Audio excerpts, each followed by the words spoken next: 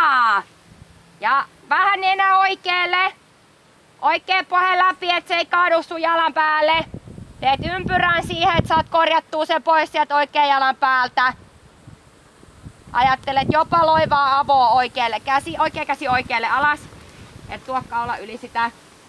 Jalka läpi, läpi, läpi. Oikea jalka läpi. Uudestaan. Uudestaan. Uudestaan. Käsi rennoksi heti, kun se antaa periksi. Joo. Aseta vaan. Yes. Hyvä. Hyvä. Joo. Ja pysyy sen oikean jalan ulkopuolella koko ajan. Oi, koko ajan. Oma rintakehä suoraan, älä kallista sun päätä. Ja taas katsotte, että se pysyy se oikea kylki ylhäällä oikean jalan ulkopuolella. No.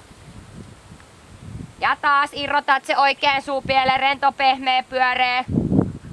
Käännät vähän enää oikealle ja taputat kerran sillä kädellä sitä, että haloo. Niin et se, noin, hyvä. Että se tulee se välitön rentoutus siihen käteen, kun se kääntää sen nokan. Et yhtään et yritä tuosta oikeata kättä kaula yli ja vähän jännittää sun rannetta ja käsivartta. No ja pikkusen isommille askelille.